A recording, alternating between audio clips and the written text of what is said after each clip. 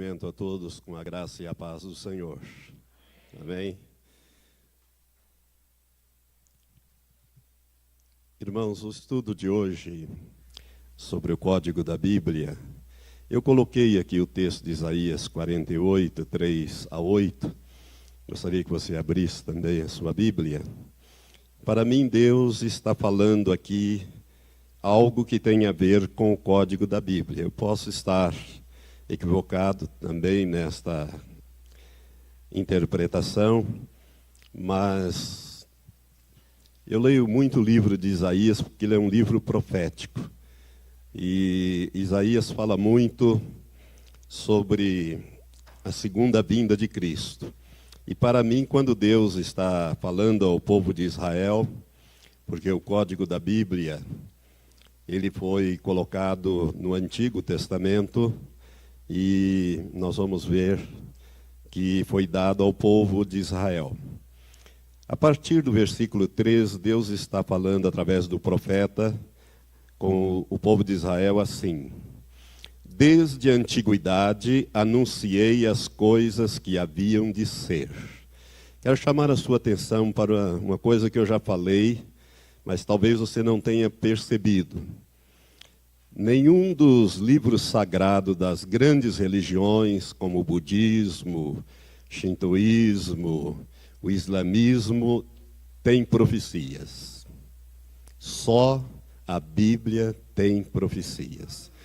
Porque só Deus conhece o futuro, aquilo que nós chamamos de futuro. Então Deus é aquele que anuncia o fim desde o princípio. Então Deus está dizendo aqui: desde a antiguidade anunciei as coisas que haviam de ser. Da minha boca é que saíram, e eu as fiz ouvir. De repente as pus por obra e elas aconteceram. Porque eu sabia que és obstinado, que a tua cerviz é um nervo de ferro e a tua testa de bronze. Há muito tas anunciei, e as manifestei antes que acontecessem, para que não dissesses: o meu ídolo fez essas coisas, ou a minha imagem de escultura, ou a minha imagem de fundição as ordenou. Já o tens ouvido. Olha bem para tudo isto. Porventura não o anunciarás?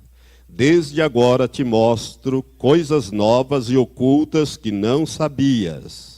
São criadas agora e não há muito, e antes desse dia não as ouviste, para que não digas: eis que já eu as sabia. Tu nem as ouvistes, nem as conheceste, nem tampouco há muito foi aberto o teu ouvido, porque eu sabia que procedeste muito perfidamente e que eras chamado transgressor desde o ventre. Que Deus abençoe esta palavra, para que você possa entender que Deus está falando com o povo de Israel e dizendo a eles que coisas ocultas Ele colocou na Bíblia para que nós então entendêssemos. Irmãos, antes de começar o assunto, Michael Drosnin, ou Drosnin, como alguns pronunciam, eu gosto dos franceses porque os franceses eles não pronunciam os nomes nas línguas originais, eles afrancesam tudo, né? Se é mota, eles não dizem mota, eles dizem motar, né?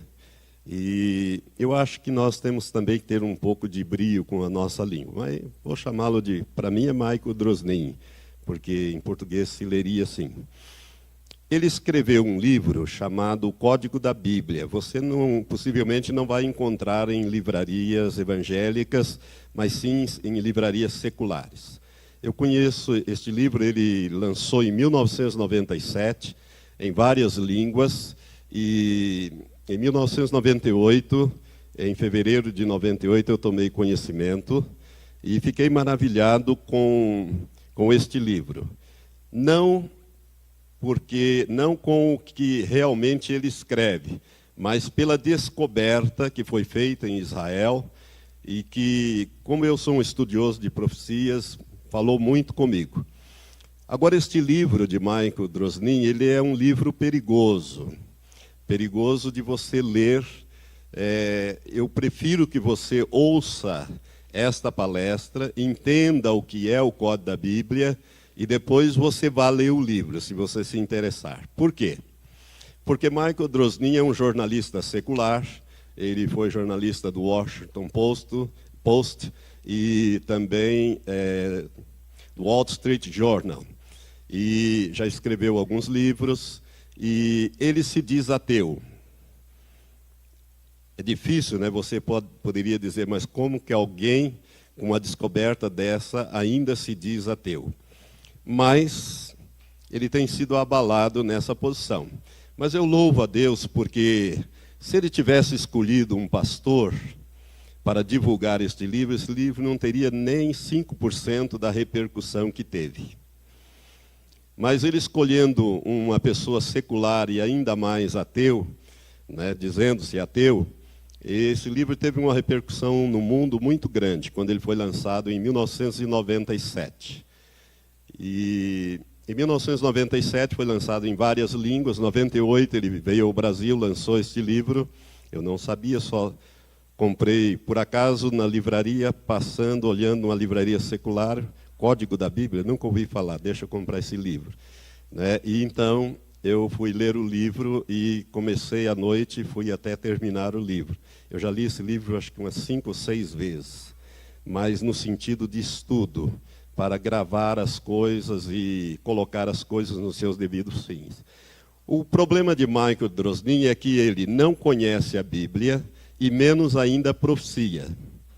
Então ele pega as pesquisas que ele faz, ou que a equipe dele faz, ou que ele fez junto com o Dr. Eliyahu Rips, que nós vamos falar daqui mais um pouco, e começa a dar interpretações. É aí que está o risco de você ler o livro e começar a entender a coisa do sentido contrário, porque ele não entende da palavra de Deus, ele não entende de profecias, e se põe a interpretar as pesquisas que ele fez e que ele acha. E nem sempre a interpretação dele está correta. Aliás, quase sempre não está, porque precisaria ele ter um conhecimento da Bíblia e principalmente das profecias. Então é melhor que você participe desta palestra, entenda bem, e daí você vai ler o livro com certas cautelas, né? E principalmente. Mas o que mais interessa aqui são as pesquisas.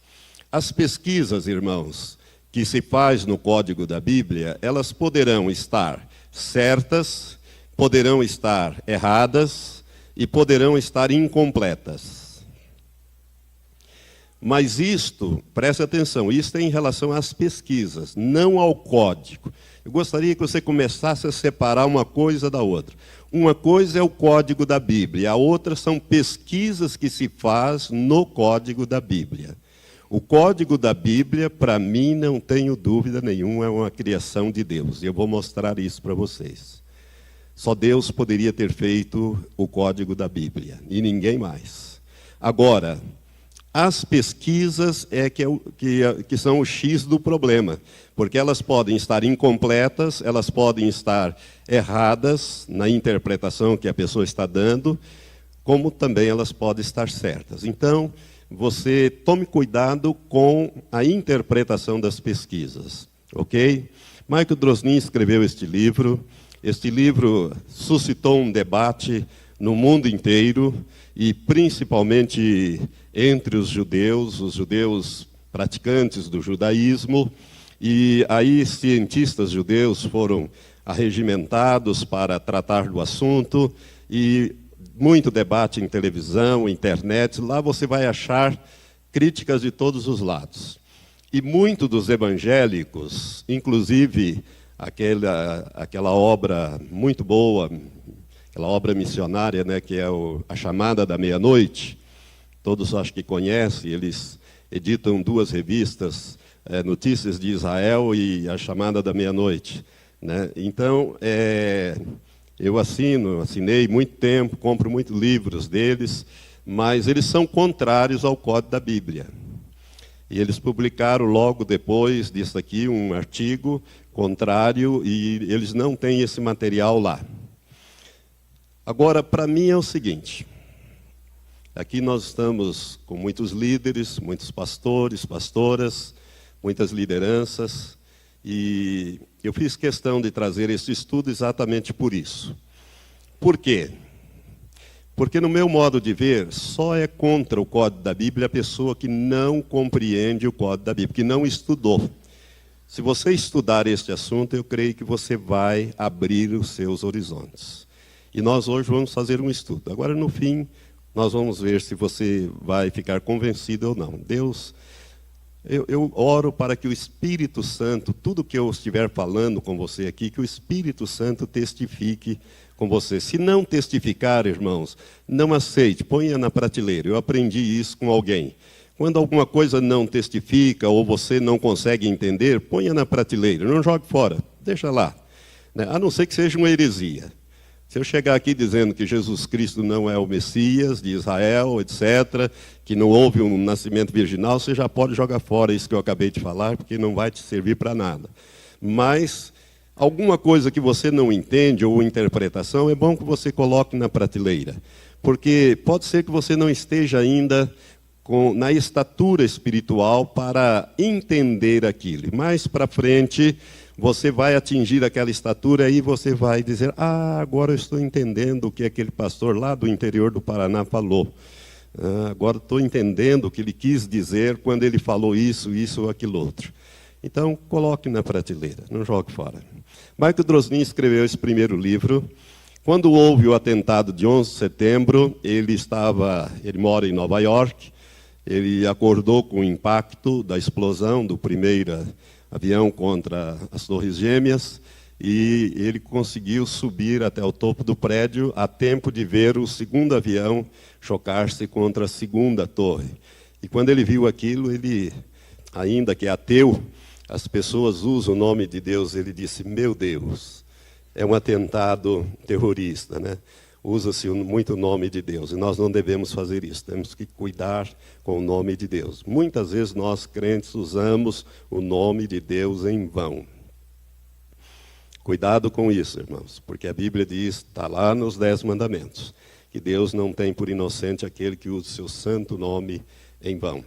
Mas ele, então, desceu e colocou no computador, fez a pergunta e apareceu lá as respostas. Ele escreveu, então, o segundo livro, que não é muito bom, porque ele vai falando de 2 assuntos, e um deles um pouco místico, mas que está lá dentro do código, é uma questão de pesquisar, e é interessante também conhecer, mas com uma devida cautela. Esse primeiro é bem melhor. Agora, este daqui eu recomendo para os irmãos. Quem quiser estudar um pouco mais, compre este livro de Grant R. Jeffrey, Os Misteriosos Códigos da Bíblia. É um livrinho fino, mas muito bom. Eu vou usar alguns quadros dele, algumas pesquisas que ele fez, e ele tem uma parceria com um judeu messiânico, um pastor messiânico de San Antonio, no Texas. Esse pastor, Jacob Hansel, ele fez pesquisas no Código da Bíblia à mão antes mesmo do Dr. Eliyahu Rips descobrir o Código da Bíblia. Ele já fazia algumas pesquisas. Jacob Hansel é um homem muito crente, pastor de uma igreja evangélica em San Antonio, amigo de Grant Jeffrey, que mora no Canadá. Grant Jeffrey também é um ministro e ele é um conferencista, e ele divulgou, então, através deste livro. Ele tem um outro livro chamado Assinatura de Deus, no qual ele publicou antes de Drosnin umas notícias ou alguma coisa sobre o Código da Bíblia, antes que Drosnin publicasse. Mas foi apenas um capítulo no livro Assinatura de Deus. Este livro aqui é muito bom, por quê? Porque ele faz as pesquisas e comenta, ele conhece profecia, conhece a Bíblia, então é confiável, é bom ler este livro, você vai aprender bastante coisa. E nós vamos usar bastante a respeito de Jesus, principalmente, porque Drosnin não fala de Jesus, praticamente não tem nenhuma pesquisa sobre Jesus no Código da Bíblia. E Jesus está lá no primeiro versículo da Bíblia. Qual é a primeira frase da Bíblia? No princípio, Barashet. A partir dali, com um salto de 731 letras, você vai encontrar codificado a frase Yeshua Shimi, que significa Jesus é poder ou Jesus é poderoso. Eu esperava ouvir um glória a Deus. Jesus é poderoso. A partir do primeiro versículo da Bíblia, não poderia ser diferente. Não poderia ser diferente. Mas isso nós vamos ver mais para frente. O que é o código da Bíblia? Sir Isaac Newton, eu já falei dele, um homem muito crente, um cientista considerado um dos mais inteligentes que já pisaram na Terra, ele e Einstein e outros, também grandes mentes, como nós temos hoje também homens de grande capacidade. Isaac Newton, ele era um estudioso de profecias. E Isaac Newton, ele quase que profetizou isso que nós estamos fazendo hoje. Newton, ele deixou escrito de que nos últimos dias, quando chegasse no tempo do fim, Deus ia levantar homens e mulheres em todo o mundo e que iriam insistir na literalidade da palavra de Deus e que iria trazer muitas revelações proféticas da palavra de Deus.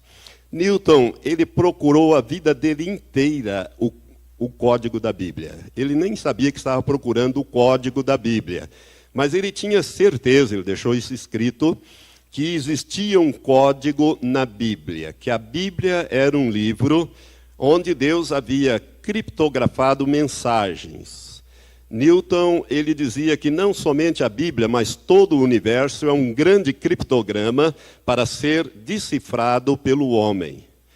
E eu disse, acho que eu já falei, quando ele foi substituído na Universidade de Cambridge, na reitoria, quando ele se aposentou, o seu sucessor, que foi John Maynard Keynes, aquele economista famoso das teorias de Keynes, ele, ao olhar os escritos de Newton, ele ficou surpreso que 60% desses escritos não era sobre mecânica celeste, nem a lei da gravidade, e nem a matemática newtoniana, porque sozinho ele criou uma matemática.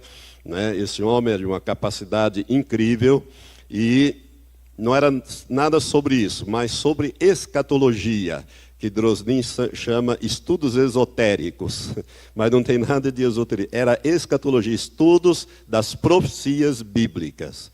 E ele acreditava que existia um código na Bíblia.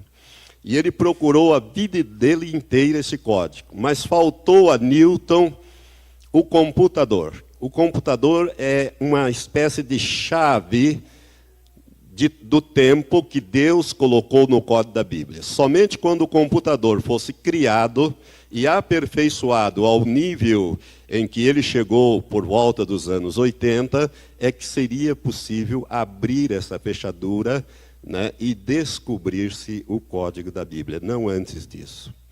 Newton, então, é um pioneiro. Os rabinos, Rabinu Bachaya, do século XIV, e Michael Dove Weizmann-Mandel, que viveu no século XIX e XX, ele passou pela Segunda Guerra Mundial, ele esteve em campos de concentração, Weizmann-Mandel. Weizmann-Mandel, ele, conhecendo as obras do Rabino Rabbeinu, e que falava de códigos ocultos na Torá, ele começou a fazer umas pesquisas. O que ele fez? Ele procurou, lá no primeiro versículo da Bíblia, ele queria achar a palavra Torá criptografada, ou seja, colocada de uma forma oculta dentro da Bíblia. Então ele procurou, vou falar aqui para nós entendermos. É claro que Torá em hebraico tem outras letras, mas significa um T, um O, um R, um A e um H.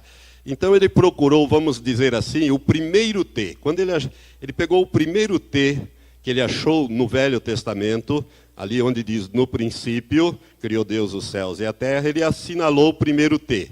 Aí ele foi procurar o primeiro O.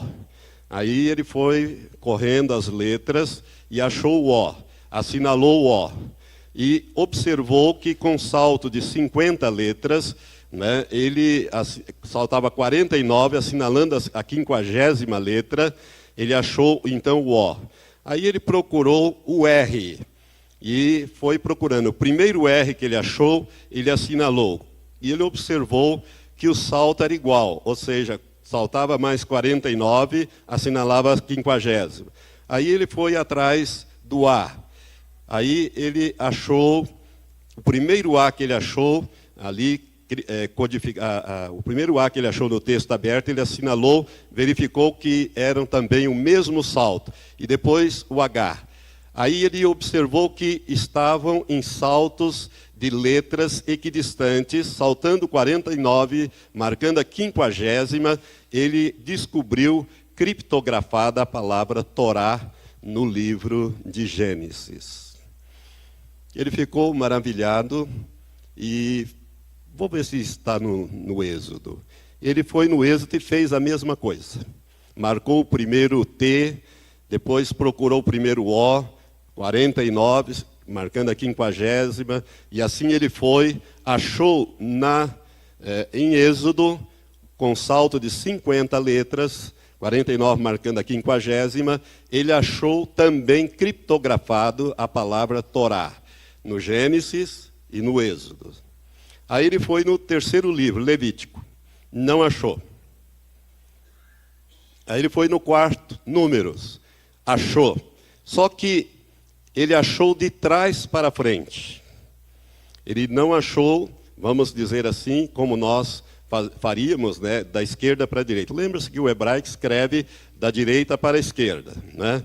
Então ele procurou, no começo não achou, mas achou no fim, de trás para frente, ele pegando lá o último, o primeiro T que ele achou de trás para frente, né, ele marcou, foi procurando o primeiro O, achou, sempre com saltos equidistantes de 50, ele achou a palavra Torá codificada de trás para frente. Aí ele foi no último livro, Deuteronômio, não achou do começo para o fim, mas achou do fim para o começo, como no livro de Números. Então a palavra Torá, nos dois primeiros livros e nos dois últimos, apontava para o livro do meio. Mas no meio ele não achou. Aí ele foi com salto de 50 letras, começando na primeira, ele achou o nome de Yahvé. Então, a Torá apontava para Yahvé. A palavra Torá estava criptografada com salto de 50 letras, apontando para o livro do meio, onde estava o nome de Jeová. Amém? Deu para entender? Tá bom. Os descobridores do Código da Bíblia. Esses três homens, principalmente Eliyahu Rips, e Doron Bitstum e Yoav Rosenberg. Dr. Eliyahu Rips, ele é um matemático de primeira linha. Ele é um verdadeiro cientista, um homem respeitadíssimo na área da matemática. Dr. Rips, ele é judeu, de raça e de nacionalidade, ele é russo. Ele nasceu na Rússia e, quando ele se opôs à invasão da Tchecoslováquia, naquela invasão famosa, isso lá pelos anos 50, 60, ele acabou sendo preso e, quando ele estava na prisão, ele conseguiu um lápis e, no rolo de papel higiênico, ele resolveu um teorema, um teorema matemático que os matemáticos do mundo inteiro não conseguiam resolver. Ele resolveu escrevendo ali, e isto vazou da prisão. Houve um movimento de todos os cientistas do mundo pressionando os governos, principalmente o americano, para pressionar o governo russo a libertar o Dr. Rips. E conseguiram libertar da prisão e ele foi para Israel. Ele é professor hoje da Universidade Hebraica e é professor também da Universidade de Colômbia, nos Estados Unidos. Hips é um matemático de primeiríssima linha. Para você ter uma ideia, ele é o maior especialista na teoria de grupos, que é um campo subjacente da física quântica. É um homem muito humilde, muito simples, lê a Bíblia hebraica todo dia, é uma pessoa muito religiosa e uma pessoa muito humilde. Ele conversando com um amigo dele, rabino, muito amigo dos rabinos de Israel, um rabino falou a respeito da descoberta de Weizmann. E Hips se interessou pelo assunto, porque Michael Weizmann ele não escreveu, mas os seus discípulos anotaram e escreveram num livrinho sobre ele, e tem um pedacinho que fala desses códigos que ele tinha descoberto. E esse rabino conta isso para o Dr. Hips. O Dr. Hips vai atrás desse livro, é um livro raro, conseguiu achá-lo na Biblioteca Nacional de Israel. Eu tenho que explicar tudo isso, irmão, para você entender bem. Essa parte primeira aqui eu vou ter que ir bem devagar para você poder entender. Aí ele conseguiu achar este livro, leu este livro e achou muito interessante isto. Como ele é um matemático, ele pensou em trabalhar no campo da matemática, criar um programa de computador. Então ele convidou o Dr. Doron Wittstoom, que é um físico de primeiríssima linha. Dr. Hips chama Doron Wittstoom de gênio. Bom, para um gênio chamar o outro de gênio, é preciso ser gênio mesmo, né? E mais o Dr. Rosenberg, que é doutor em computação. Os três, trabalhando junto, criaram um programa de matemática e um programa de pesquisa dentro do código da Bíblia, e fizeram pesquisas que é interessante porque é publicado neste livro. Esse trabalho do Dr. Hips com seus companheiros vem publicado no livro de Drosnin. Por quê? Esse nome do trabalho é Sequências Alfabéticas Equidistantes no Livro de Gênesis. Então, o que eles fizeram? Eles pegaram 32 nomes de sábios judeus, rabinos, que tinham na enciclopédica dos homens sábios judeus pelo menos 3 páginas de biografia. Então eles pegaram aleatoriamente 32 nomes, com as datas de morte, de nascimento e morte de cada um. E, como os nomes variam, a grafia dos nomes variam, eles pegaram esses nomes, pediram ao diretor da Biblioteca Nacional de Israel, que é um doutor nesta área, que ele dissesse qual seria a grafia correta daqueles nomes. Ele, sem saber do que se tratava, ele determinou qual seria, no entendimento dele, qual seriam as grafias corretas. Com os nomes grafados corretamente, mais as datas de nascimento e morte de cada um, eles criaram um programa e rodaram isto no computador para ver se o código da Bíblia, se eles encontrariam estes nomes com as datas de nascimento e morte dessa gente. A probabilidade de que isso estivesse no livro de Gênesis era muito remota, né? E se tivesse lá é porque alguém a colocou lá, não era obra do acaso. E quando eles rodaram esse programa, eles descobriram uma coisa fantástica. E essa descoberta, eles então elaboram um programa científico, matematicamente, que é publicado no final do livro, com todas as fórmulas matemáticas, que se você quiser depois os nomes, tudo, é completo esse estudo. E eles enviaram para um jornal de Statistical Science, que é um dos jornais mais conceituados na área de matemática e estatística dos Estados Unidos, que para publicar qualquer trabalho de cunho científico, eles passam pela mão de um árbitro da área.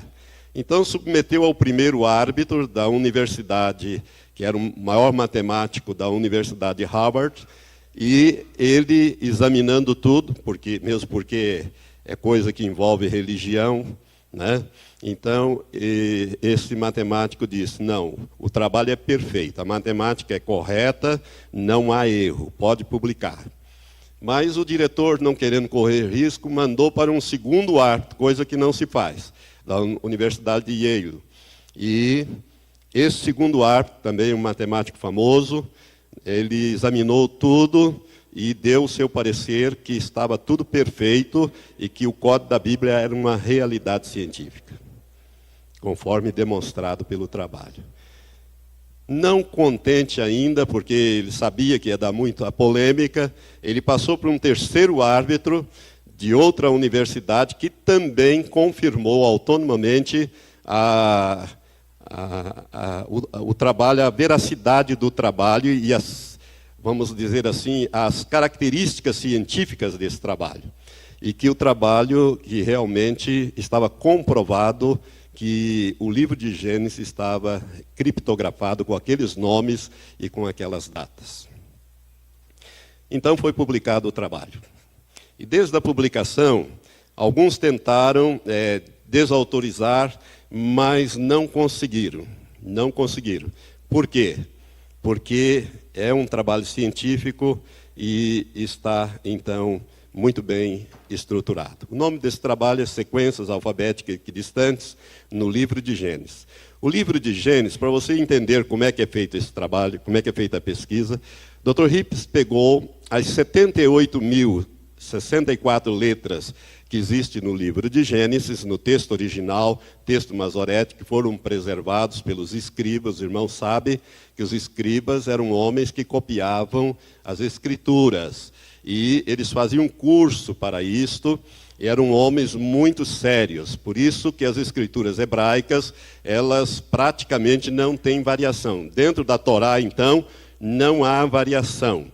Se você pegar os textos, você vai ver. Por exemplo, quando nós estivemos em Israel, eu visitei o Museu do Livro, não sei se você já teve a oportunidade de estar lá e visitar, é um cilindro assim. Ali, aqueles manuscritos que foram achados no Mar Morto em 1947, foi encontrado fragmentos, mas um deles está completo, é o livro de Isaías. Os essênios copiaram, no século II, o livro de Isaías, e se você pegar o texto hebraico antigo, e este não tem uma diferença sequer. Todas as letras estão lá. O que o Dr. Rips fez? Ele tirou todos os pontos, todas as vírgulas, todos os espaços, e colocou uma letra atrás da outra. 78.000, como se fosse uma linha só. Como se você fosse escrever o livro de Gênesis numa linha só, letra por letra, letra por letra. Era assim que se escrevia antigamente. Existem, inclusive, descobertas arqueológicas bem antigas, antes até da escrita de Moisés, que mostram pergaminhos em que não se escrevia como nós escrevemos hoje. Hoje nós escrevemos palavras.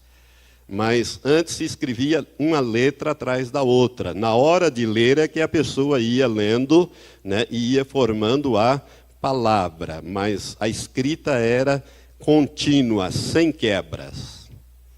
Era assim que a Bíblia foi escrita. Antigamente se escrevia assim. Muito tempo depois é que eles passaram a dar espaçamentos. Aí começa por ponto, vírgula. Capítulo, então, vem bem depois. Versículo, mais depois ainda. Isso já na Idade Média é que vem a Bíblia dividida em capítulos e versículos.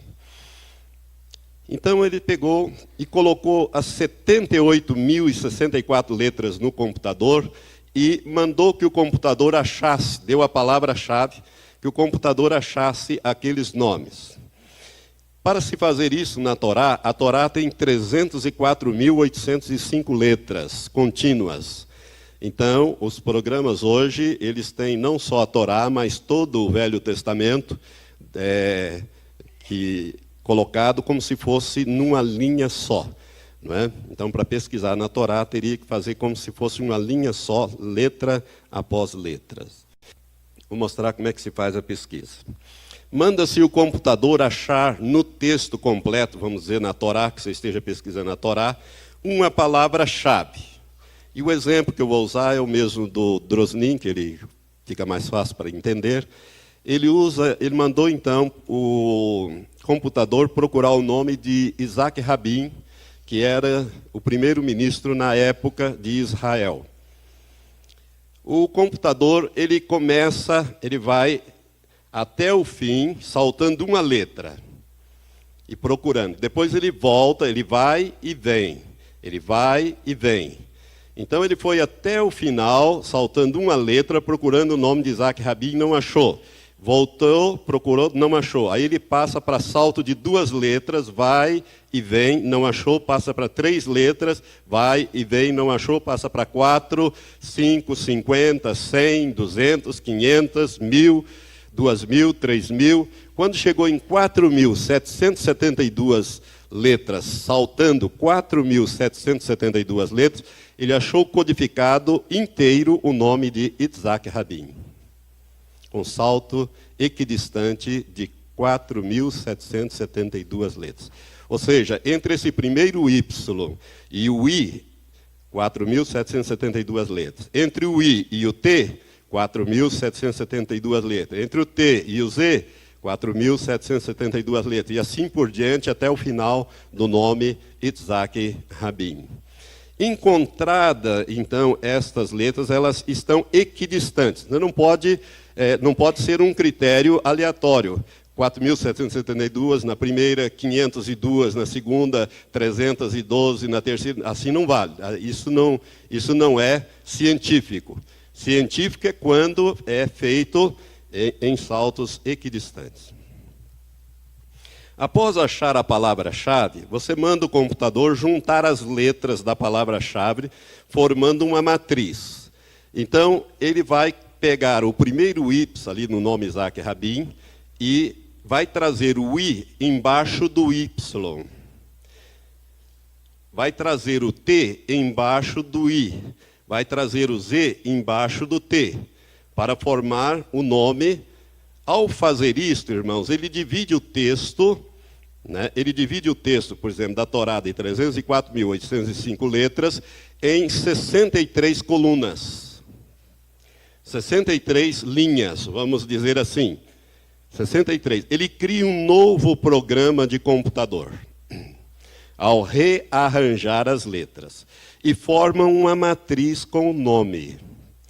Em torno desta matriz é que se vai fazer a pesquisa.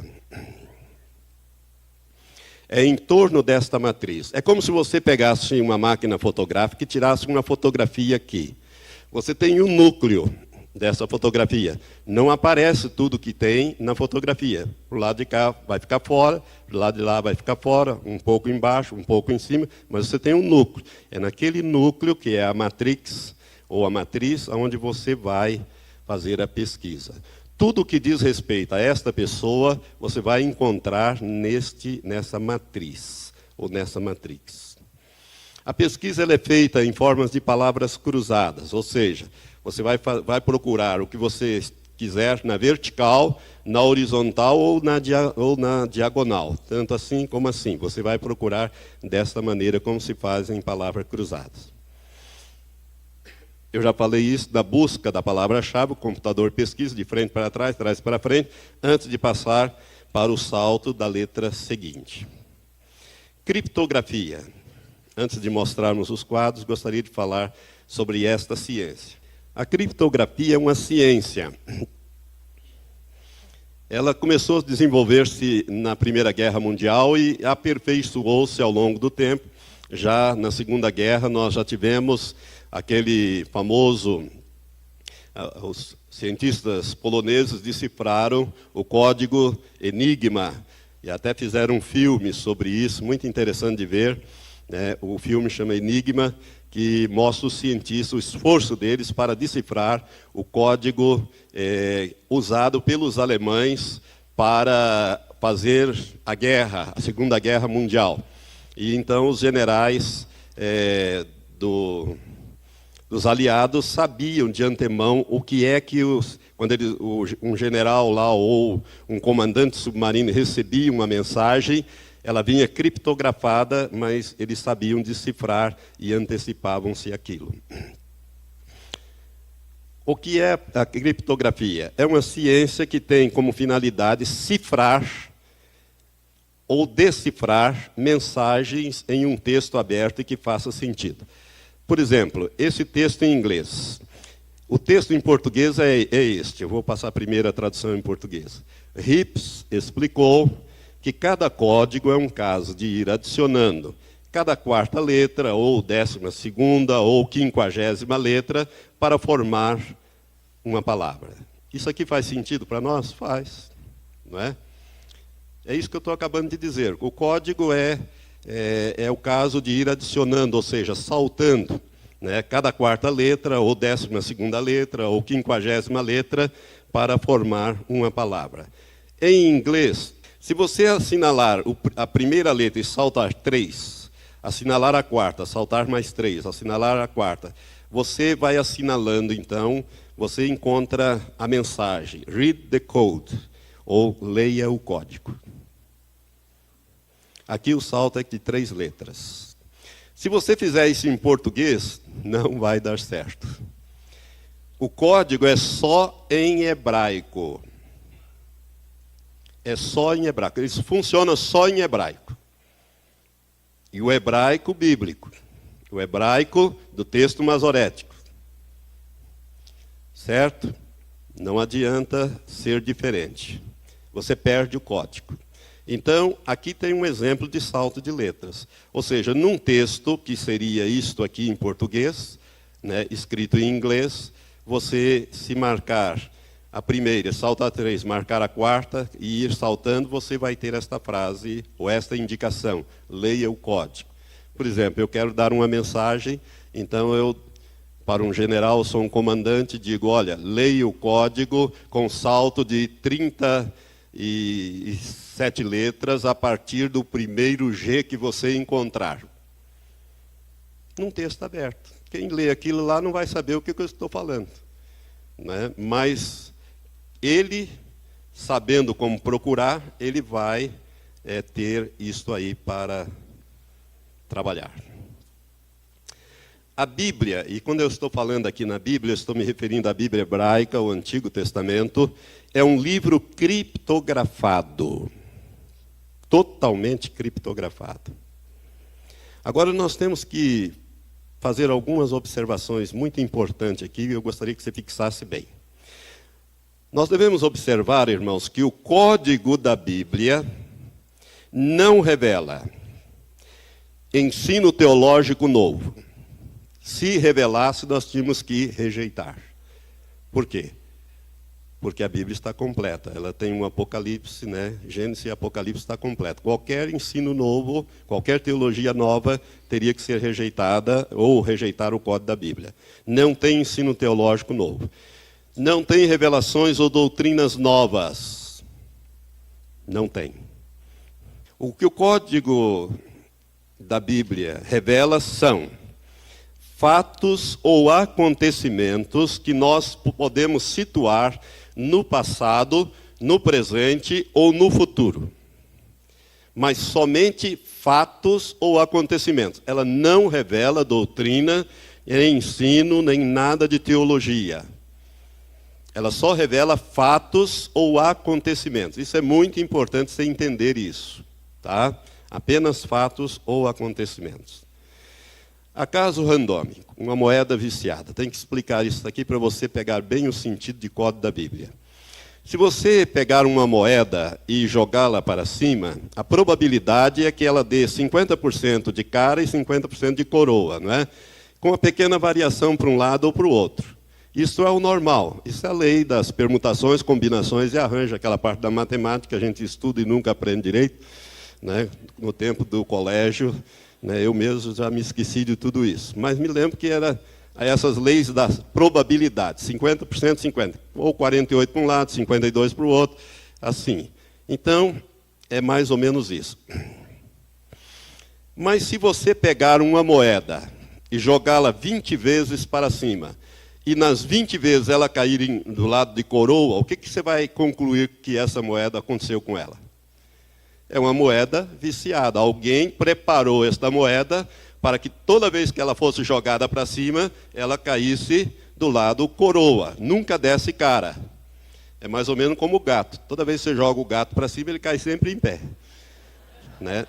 A menos que ele não tenha espaço para virar. Se o espaço for muito pequeno, ele não vira, mas não vai fazer essa experiência, hein, irmão?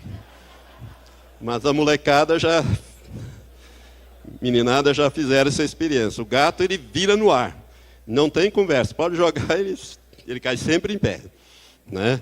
Então o gato é esperto, né? Mas a moeda, se ela cair sempre de um lado, você diz, ela é viciada. Alguém preparou essa moeda para que quando ela fosse jogada, ela só desce de um jeito, ela caísse sempre de um jeito. Ora, a probabilidade científica na matemática e na estatística é o seguinte. Se você encontrar uma vez em 100, ou seja, a possibilidade de que alguma coisa foi preparada para que, se você jogasse 100 vezes, apenas uma, ela desse coroa, e todas as outras vezes ela desse cara, isto é um resultado excelente na matemática, é aceito cientificamente. 1 em 1000 é extraordinário. Agora, o nome de Isaac Rabin, as probabilidades matemáticas de que isso fosse obra do acaso, ou um acaso randômico, obra do acaso é apenas uma em 3.000 possibilidades. Ou seja, não é obra do acaso. E o código da Bíblia, a possibilidade, as descobertas que eles fizeram desses 32 rabinos, com as datas de nascimento, 64 itens, né? E mais 32 nomes, datas de nascimento, 32, e mais 32 nomes. Eles descobriram que o código da Bíblia é 1 em 10 milhões de vezes. Cientificamente está comprovado que a Bíblia está criptografada. Ou seja, isto não é um acaso, não é randômico, alguém fez e fez de uma maneira que é científico, que é impossível você dizer, isto é obra do acaso. Obra do acaso é aquilo que eu disse para vocês, 50%, 50%, 48%, 40%, 60%, isso aí seria dentro do acaso. Mas 1 em 10 milhões, é como se você jogasse uma moeda 10 milhões de vezes, e em 9.999 vezes ela caísse só de um lado.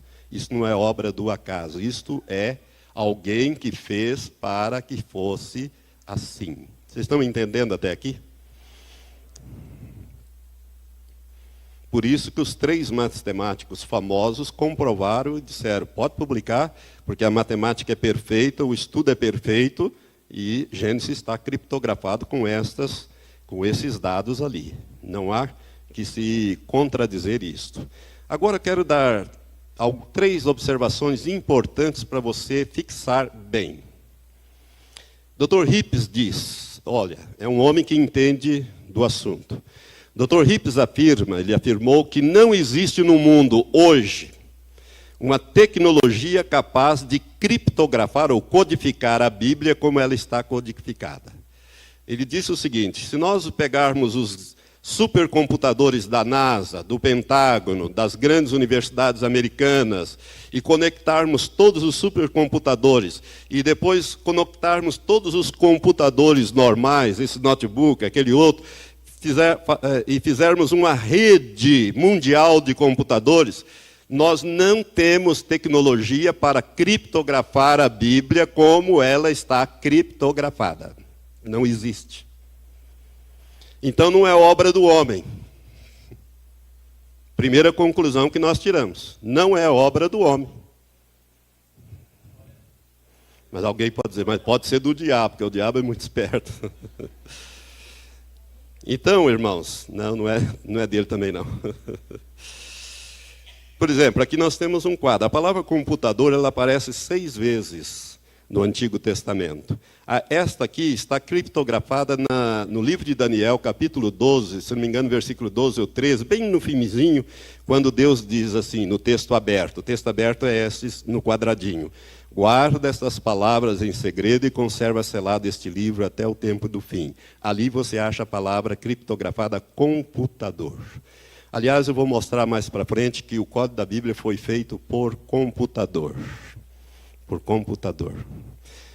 Olha, quem é que ia adivinhar que tem computador na Bíblia, no livro de Daniel, codificado? A palavra computador, quando computador foi inventado no século XX. E eu já falei alguma coisa sobre isso. Segunda observação importante, que para mim isso aqui liquida o assunto.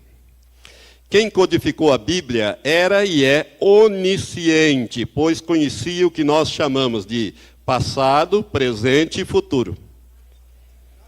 Bom, nós sabemos, irmãos, pela Bíblia, que apenas a Trindade possui os 3 atributos da onisciência, onipotência e onipresença. Os anjos não são oniscientes, os demônios não são oniscientes, Satanás não é onisciente e o homem não é onisciente. Ele não conhece o que nós chamamos de futuro ou passado ou mesmo presente. Somente a Trindade sabe. Ora, quem saberia que há 3.200 anos atrás, quando foi escrita a Torá, que iria existir um homem que seria primeiro-ministro de Israel, o Israel moderno, com o nome de Isaac Rabin, e que este homem seria primeiro-ministro, que ele seria assassinado na cidade de Tel Aviv. Tel Aviv foi criada há 100 anos atrás, não existia Tel Aviv. Significa colina da primavera. Eu estive lá nessa cidade, a maior cidade de Israel. Eu não sei se ainda é, pelo menos era na época que eu estive lá. Que seria assassinado na cidade de Tel Aviv, no dia tal, no mês tal, no ano tal, e que um dos seus, a queima-roupa, atiraria pelas costas. Todos esses dados estão criptografados na Torá. E a Torá foi escrita há 3.200 anos atrás. Hoje não existe tecnologia. E quem fez conhecia o que nós chamamos de futuro. Para nós hoje isso é passado, mas quando foi feito lá, há 3.200 anos atrás. Portanto, só Deus poderia ter criado o código da Bíblia. Irmãos, por isso é que eu preciso ensinar esse assunto, porque os pastores não entendem, às vezes, isto. Quem não estuda, quem não vai fundo, não fica nadando em cima, não vai embaixo. Terceiro ponto, ou observação. Satanás sempre odiou a Bíblia e sempre tentou destruí-la ou desacreditá-la. E Deus, irmãos, não ia deixar o diabo meter a colher na palavra dele. Mesmo que deixasse, o diabo não saberia fazer. Por quê? Porque ele não é onisciente.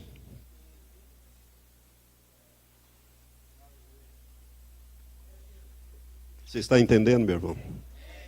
Essas 3 observações aqui, para mim, mostram, porque cientificamente está provado que a Bíblia é um livro criptografado ou codificado.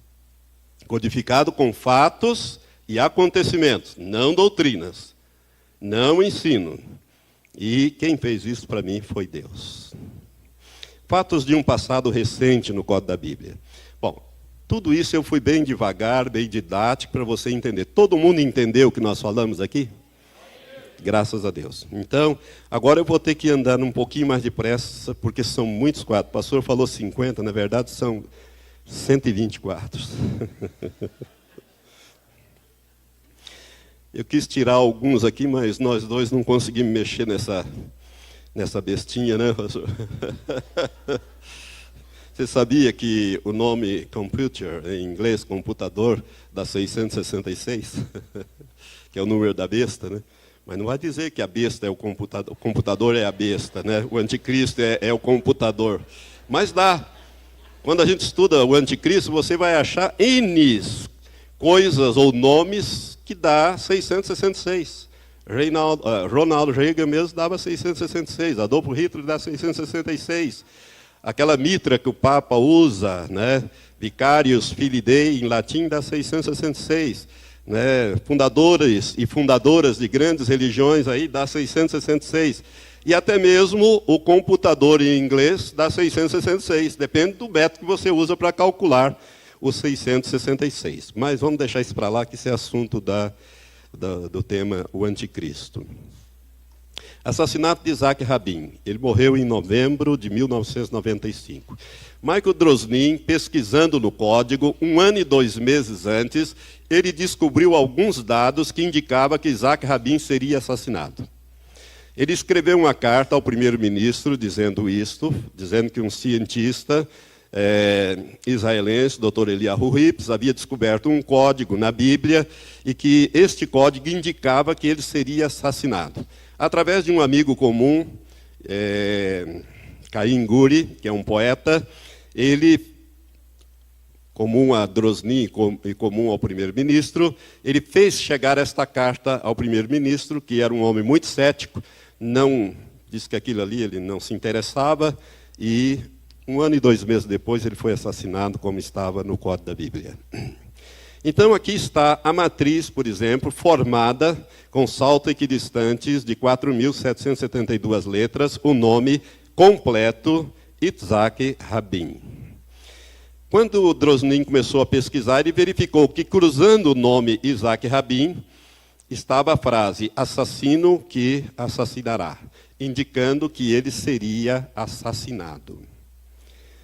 Pesquisando um pouco mais, isso aqui depois, esse quadro já é depois do assassinato, eles foram procurar o nome, Isaac Rabin, e procurar a frase, nome do assassino e nome do assassino que assassinará, e saiu em cima a frase, nome do assassino, né, da esquerda para a direita, em cima, Amir. O nome do homem que assassinou Isaac Rabin é igual a Amir. Igual a Amir, mas isso aqui quase deu um problema para o Drosnin, porque o Mossad, Serviço Secreto, pensou que ele estivesse num complô, porque ele tinha avisado o primeiro-ministro. Esse negócio é complicado, viu? Mas depois eles descobriram que todas as informações eles tiraram no Código da Bíblia. Eu quero dizer para vocês, irmãos, que os militares israelenses creem e descobrem coisas extraordinárias no Código da Bíblia. Inclusive, Drosnin sabe, o Código da Bíblia já disse aonde que está o Bin Laden. Só que ele não publica, claro, não publica, mas passou a informação para o Serviço Secreto de Israel, o Mossad, e o Serviço Secreto dos Estados Unidos. São 2 lugares mencionados no Código da Bíblia que tem esse nome, um no Iêmen do Sul e outro no Irã. Israel já deu a checada, já checou, até agora não descobriram nada ainda, mas poderá ser que ele vá parar lá e vai ser preso. Mas esse é o assunto que eu vou passar mais à frente. Então, ainda dentro desses quadros, assassinato de Rabin, a frase muda. Nos círculos está a frase assassinato de Rabin. Cruzando naqueles quadradinhos, tem o ano do seu assassinato, em 5.756. Irmãos, Israel tem 2 calendários. O calendário civil, vamos dizer assim, que é este, e o calendário religioso. Deus não usa o calendário religioso, porque ele vai revelar fatos e acontecimentos, ele usa o calendário civil. Então, nós estamos hoje, por exemplo, no ano 5.769, no calendário hebraico, que corresponde a 2009 no calendário nosso que nós usamos, né? Gregoriano. Então, o calendário civil, ele começa em setembro e vai até setembro do outro ano. Ou seja, ele começou em setembro de 5.556 e foi até setembro do ano seguinte. Rabin foi assassinado em novembro de 1995. Tem também ali naquele outro desenho, eu não sei que figura geométrica é esta, a cidade onde ele seria assassinado. Estava ali. Você notou que está tudo pronto, tudo dentro de uma matriz, perto um dos outros? Então, as possibilidades matemáticas que essas informações estejam juntos é que eleva o nível da probabilidade daquilo ser ou não obra do acaso. Quando a pesquisa foi feita, aquela pesquisa original no livro de Gênesis, Dr. Rippes e os seus colegas, eles usaram outros textos de prova ou de contraprova. Ele pegou o texto de Leon Tolstói, do livro Guerra e Paz, e pegou as 76 mil, aquele número ali do Gênesis, as primeiras, e colocou lá como um texto de contraprova. Pegou de Dostoiévski, Crime e Castigo, que também colocou em hebraico lá. Colocou a lista telefônica e, quando ele mandava o computador procurar na Bíblia, quando era achado na Bíblia, ele mandava que fosse procurar também nesses outros textos. Nos outros textos não era achado. Quando se achava, não tinha significância. Por quê? Porque estava muito distante, muito longe, e não formava a matriz. E quando formava a matriz, não achava os demais dados. Só na Bíblia é que essa coisa funciona desse jeito. Por quê? Porque foi Deus que fez. Você está entendendo? Você pode até achar o nome de Isaac Rabin num texto longo, mas ele não vai ter significância estatística. Por quê? Porque vai estar muito, e não tem, quando você forma a matriz, você não vai encontrar mais nada ali, mas aqui você encontra. Então, achou-se a cidade onde seria assassinado, o ano, né, a frase assassinato de Rabin, e depois... Por que teve que ser depois? Porque ninguém tinha a palavra-chave para dar para o computador, ou seja, o nome do assassino. Quem que ia saber quem ia assassinar? Entendeu? Depois que assassinou, colocou lá o nome de Igal Amir, apareceu. Nome do assassino, Amir. Essa pesquisa aqui, ela é feita pelo Jeffrey Grant Jeffrey, melhor dizendo. Então, eu gosto assim mais dela, por isso que eu ia tirar as outras, mas eu não consegui para nós, porque eu coloquei várias pesquisas para você entender. Então, assassinato do primeiro-ministro Isaac Rabin. Aqui, então, nós temos, primeiro, a palavra codificada, segundo, a palavra em hebraico, aí o intervalo de salto e o início da referência. Você pode notar que todas as frases, toda a pesquisa é feita onde? No livro de Gênesis, a partir do capítulo 48. Você vai encontrar. Então ele encontrou Isaac Rabin, a frase será morto, com salto de 85 letras, o nome do assassino, que é Igal Amir, né, com saltos de trás para frente, o Igal com 241 de trás para frente, e de frente para trás, Amir, 15, com saltos de 15, e em Israel... Aí dá o ano do nascimento de Rabin. Rabin nasceu no ano hebraico de 5.682, no dia 1º de Adar, e morreu em 5.756, no mês de Heshvan, não sei se a pronúncia é essa, foi o nome dele. Por que que ele morreu? Porque ele assinou um tratado de paz, que é conhecido como o Tratado de Oslo, na Noruega. Ele assinou com o representante da autoridade palestina, que era o Arafat. Por causa disso, ele e o Arafat, juntamente com Shimon Peres, que Shimon Peres era o vice-primeiro-ministro, e ele foi o articulador, junto com Rabin, desse tratado. Eles, em Camp Davis, ali na Casa Branca, na presença de Bill Clinton, né, eles ratificaram e deram aquele famoso aperto de mão. Lembra-se? Não é? Por causa dele ter assinado esse tratado, um dos radicais, daquelas pessoas que entendiam que ele estava entregando as terras que pertenciam a Israel, biblicamente, para o inimigo, por causa disso, Igal Amir, após um comício dele, ele chegou por detrás e deu 3 tiros, acertou 2, e matou o primeiro-ministro. É interessante que o código diz assim, um dos seus, não cabe nessa matriz, como eu mostrei ali, mas um pouco mais distante está escrito assim, um dos seus virá por detrás e atirará a queima-roupa. Quer dizer, o código dá todos os detalhes. Todos os detalhes. Guerra do Golfo de 1991. Irmãos, antes que o código da Bíblia, o Dr. Rippes descobriu 3 semanas antes, o dia que ia começar a Guerra do Golfo, de 1991. E quando os mísseis começaram a passar por cima de Jerusalém e cair em Tel Aviv, aqueles mísseis Scud, mísseis russos, ele disse: Senhor, é verdade o código. Foi ali que Dr. Hips confirmou o código. 3 semanas antes dos fatos. Ele descobriu o seguinte: fogo no terceiro dia de Shevat. Terceiro dia de Shevat é 18 de janeiro, no caso ali de 1991. A frase ele achou: Saddam Hussein escolheu um dia. Era como se o Saddam Hussein fosse num calendário e fizesse um circo, escolhendo um dia para começar o ataque. Né?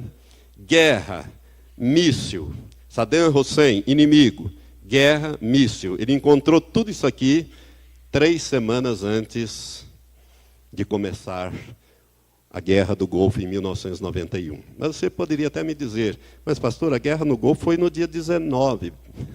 Aliás, no dia 17, não no dia 18. É que o dia hebraico começa com o pôr do sol. Para nós ainda não era meia-noite. Eu me lembro, eu estava na casa do meu irmão, quando a televisão começou a... Foi a primeira guerra que o mundo pôde assistir pela televisão. Vocês se lembram? Esta Guerra do Golfo. Ainda não era dia 18, era 11 e pouco da noite. Mas, para o judeu, e ele usa o calendário hebraico, já era o dia 18. A mesma pesquisa por Graham Jeffrey, nós temos então Saddam Hussein, com salto de 6 letras, tudo em Gênesis. Né? Gênesis 8, 29, 33, 19, enfim. Né? E também no Iraque, olha, Saddam Hussein, e também no Iraque, o nome América aparece, o nome de George Bush, que é o pai aqui, não é este o filho que saiu agora, o nome do general que comandou esta operação chamada Tempestade no Deserto, que é Schwarzkopf. O míssil aterrorizará, ou seja, os mísseis causou terror em Israel. Irmãos, Israel foi bombardeado, está me faltando o número agora de mísseis Scuds, mas um número bem grande de mísseis foram lançados sobre Tel Aviv e outras partes de Israel. Foram destruídos mais de 400 casas e propriedades. Não morreu um judeu. Quem é que protege Israel? Deus protege Israel. E quem é que faz essa proteção efetiva acontecer? O arcanjo Miguel. Nenhum cidadão morreu na Guerra do Golfo. E eles jogaram, eu não sei quantos mísseis. Eu não vou chutar, não, porque eu não estou me lembrando agora. Eu sabia, mas agora está me faltando esse dado. Mas não morreu. Mais de 400 apartamentos e casas foram destruídos. Mas Deus protegeu Israel. Então, como os israelenses e o governo de Israel tinha receio de que naqueles mísseis viessem bactérias, vírus, a chamada guerra bacteriológica, o que eles fizeram? Eles distribuíram máscara e mandaram que os israelenses tapassem todas as frestas de porta, janela, tudo, para que não entrasse, porque eles tinham medo que dentro das ogivas fossem colocadas bactérias, né? Que eles achavam que o Saddam tinha, porque o Saddam já tinha usado guerra química contra os curdos, e a televisão já mostrou isso, 5.000 curdos foram assassinados, né, naquele ato lá. Então, por isso, o míssil aterrorizará, eles fecharão a porta, o míssil Scud B é russo, e o dia é terceiro dia de Shevat. Richard Nixon, nós estamos falando de um passado recente.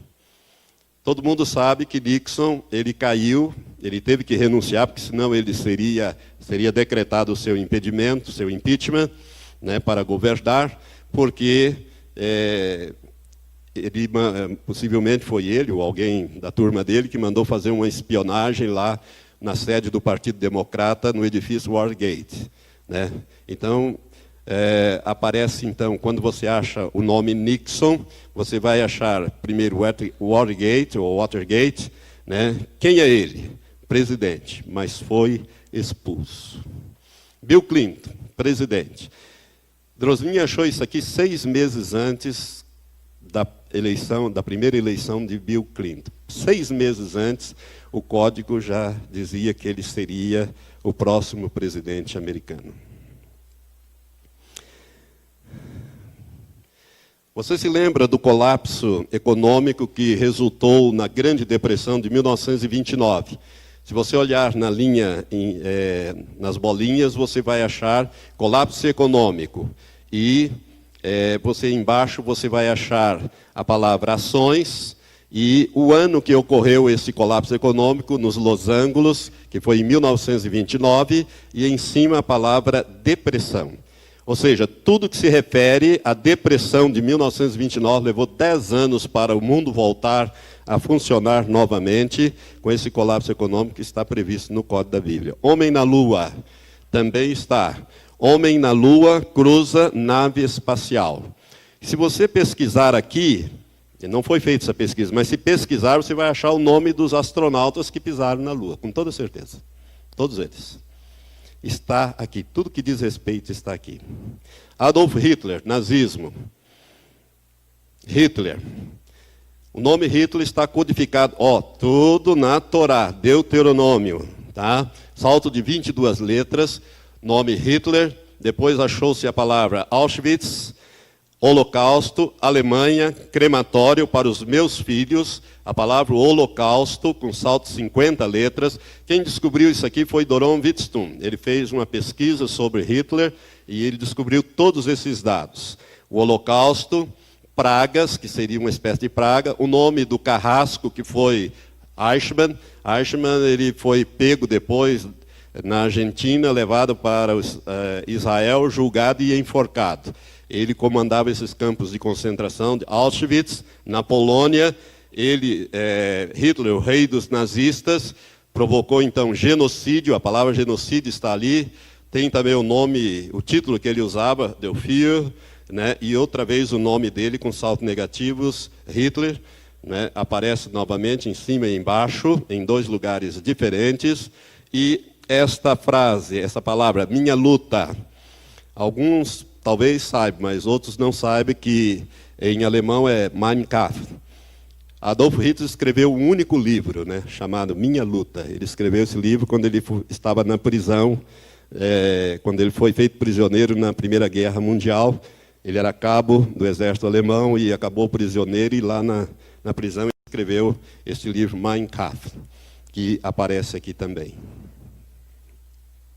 Hitler, homem mau, nazista e inimigo, massacre.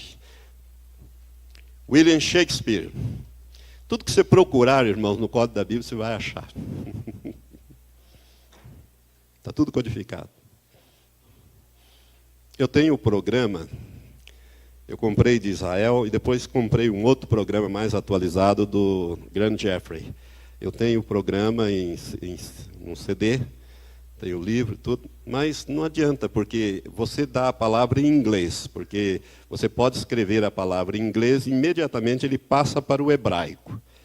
O programa põe a palavra no hebraico e faz a pesquisa e dá a resposta no hebraico. Agora você tem que saber hebraico para poder procurá-la na matriz.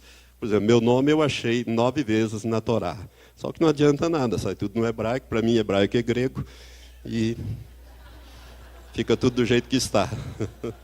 William Shakespeare, você vai achar a palavra, o nome Shakespeare, né, representado no palco. As 2 principais peças deles aparecem aqui, Macbeth e Hamlet. Thomas Edison. Nós encontramos então na pesquisa, né, Drosnin encontrou Edison, e uma das suas principais descobertas, né, a lâmpada elétrica, eletricidade.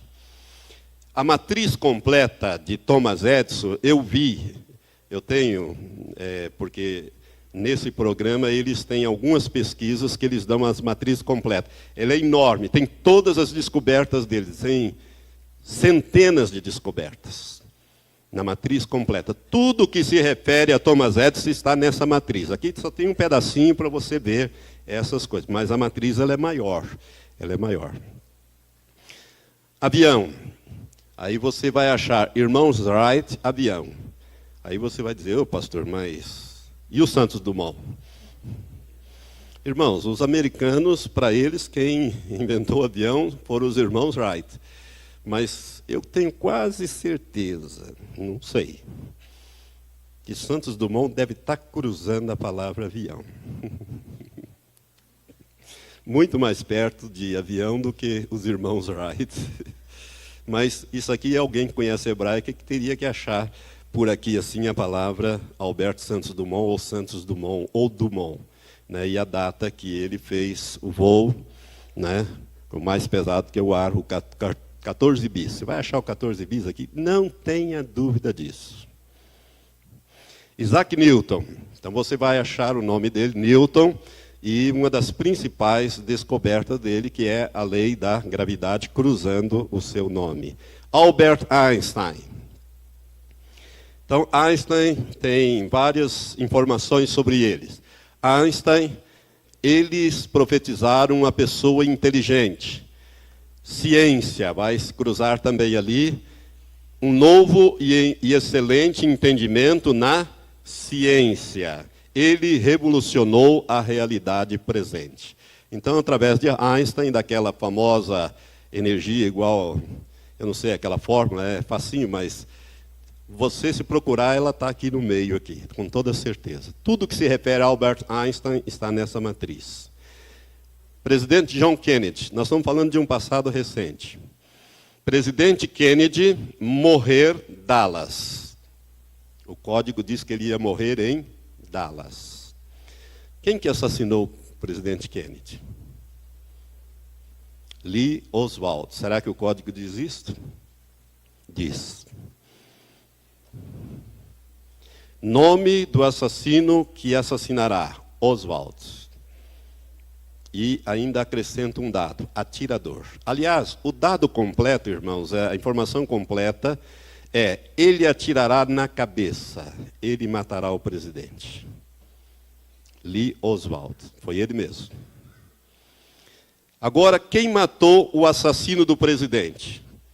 A frase, ele matará o assassino, Oswald, foi Ruby, Jack Ruby. Jack Ruby, quando Lee Oswald estava sendo tirado pelo FBI da prisão para ser levado para interrogatório em outro lugar, Jack Ruby chegou perto e atirou a queima-roupa. Depois prenderam o Jack Ruby no cinema alguns minutos depois, que ele fugiu daquele tumulto, e prenderam, e alguns anos depois, ou alguns meses depois, ele morreu de câncer. Ele já estava com câncer adiantado. Mas quem assassinou o assassino do presidente foi Ruby. Tudo isso no código da Bíblia, 3.200 anos antes de acontecer. Robert Fitzgerald Kennedy, que foi o segundo, o irmão do presidente. F.R. Kennedy, segundo dirigente, será morto. Na época ele era o procurador-geral da República e logo em seguida saiu candidato. Quando ele estava em campanha, o assassino chamado Shiran o assassinou. Está preso até hoje esse assassino, e aqui estão os dados de Robert Kennedy. Atentado terrorista em Oklahoma, nos Estados Unidos, no dia 19 de maio de 1995. Foi o pior atentado antes do 11 de setembro. Ceifou 169 vidas. Ali funcionava uma creche, mais de 30 crianças morreram nesse atentado. Esse edifício, edifício Murrell. Ali está, então, os quadros. Oklahoma, morte terrível, assustadora, haverá terror. Tudo junto. Aí vem os detalhes. Murrah Edifício, que era um edifício do governo federal. Ali funcionava órgãos do governo federal. Né? E ali estão, então, as informações.